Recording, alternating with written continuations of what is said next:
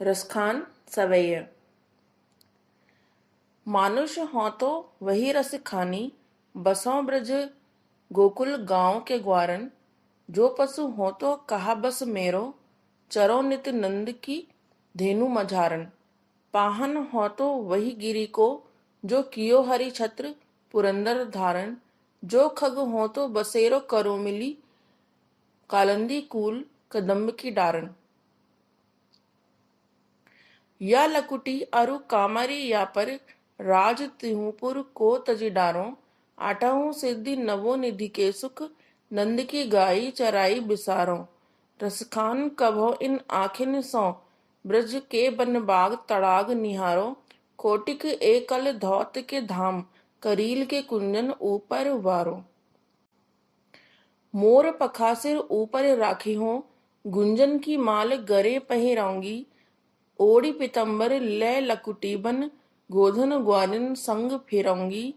भावत वो ही मेरो रस खानी, सो तेरे कहे सब स्वांग करोंगी। या मुरली मुरलीधर की अधारन, धरी अधराना धरोंगी। काननी दे अंगुरी रही बो जबहि, मुरली धुनी मंद बजह। मोहनी तानन सौ रस खानी, आटा चढ़ी गोधन गह तो गह। तेरी कहो से गिरे ब्रज लोगनी, कालही कोहू कितनो समुझय है। मायरी वा मुख की मुस्कानी, समहरी न जहे न जहे न जह। सवयों का अर्थ। मानुष हो तो वही रस खानी, बसों ब्रज गोकुल गांव के ग्वारन। जो पशु हो तो कहा बस मेरो, चरो नित नंद की धेनु मझारन। पाहन हो तो वही गिरी को, जो कियो हरि छद्र पुरंदर धारण।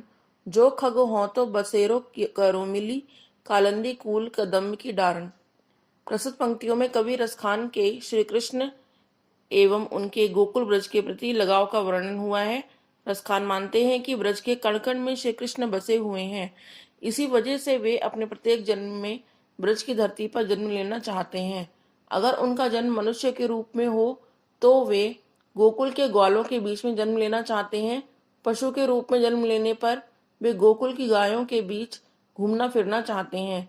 अगर वो पत्थर भी बने तो उसी गोवर्धन पर्वत का पत्थर बनना चाहते हैं, जिसे श्री कृष्ण ने इंद्र के प्रकोप से गोकुल वासियों को बचाने के लिए अपनी उंगली पर उठाया था।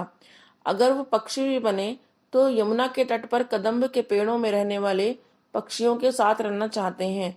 इस प्रकार कभी चाहे कोई भी जन्म ले, वो रहना ब्रज की भूमि पर ही चाहता है।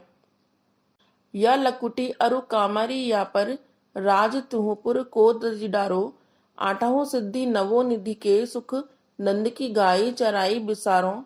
रसखान कबो इन आखिन सौ, ब्रज के बन बाग तड़ाग निहारो। कोटिक एकल धौत के धाम, करील के कुंजन ऊपर उबारो।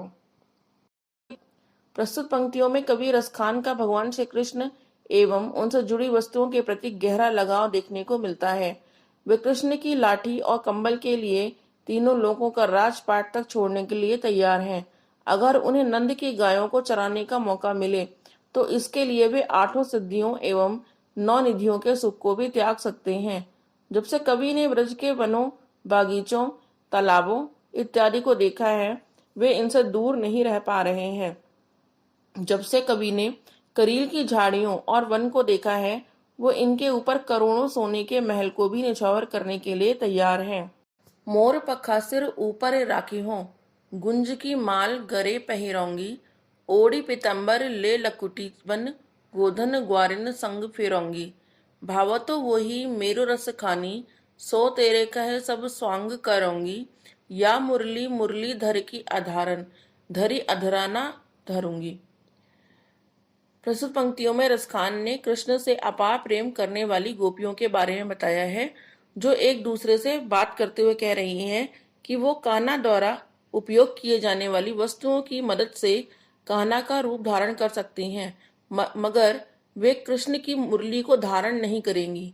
यहाँ गोपियां कह रही हैं कि वे अपने सिर पर श्री कृष्ण की तरह मोर पंख से बना मुकुट पहन लेंगी, अपने गले में कुंज की माला भी पहन लेंगी, उनके समान पीले वस्त्र भी पहन लेंगी और अपने हाथों में लाठी लेकर वन में ग्वालों के संग गाय चराएंगी।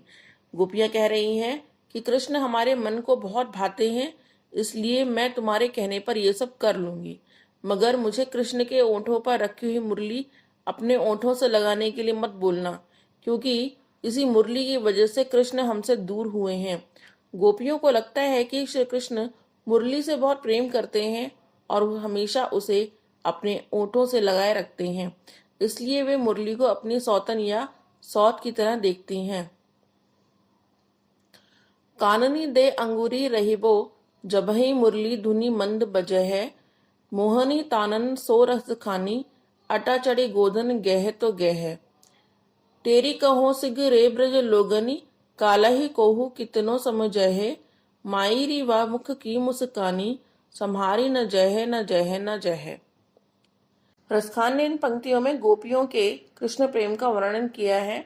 वो चाहकर भी कृष्ण को अपने दिलो दिमाग से नहीं निकाल सकती हैं, इसलिए वे कह रही हैं कि जब कृष्ण अपनी मुरली बजाएंगे तो उससे निकलने वाली मधुर ध्वनि को वो नहीं सुनेंगी। वो सभी अपने कानों पर हाथ रख लेंगी। उनका मानना है कि भले ही कृष्ण किसी महल पर चढ़कर अपनी मुरली की मधुर तान क्यों ना बजाएं और गीत क्यों ना गाएं, जब तक वो उसे नहीं सुनेंगी तब तक उन पर मधुर तानों का कोई असर नहीं होने वाला। लेकिन अगर गलती से भी मुरली की मधुर ध्वनि उनके कानों में चली गई तो फिर हम अपने वश में नहीं रह पाएंगी। फिर चाहे हमें कोई कितना भी समझाए, हम कुछ भी नहीं समझ पाएंगी। गोपियों के अनुसार कृष्ण की मुस्कान इतनी प्यारी लगती है कि उसे देखकर कोई भी उनके वश में आए बिना नहीं रह सकता है। इसी कारण गोपियां कह रही हैं कि श्री कृष्ण का मोहक मुख देखकर उनसे खुद को बिल्कुल भी संभाला नहीं जाएगा। वो सारी राजश्रम छोड़कर श्री कृष्ण की ओर खींची चली जाएंगी। धन्यवाद।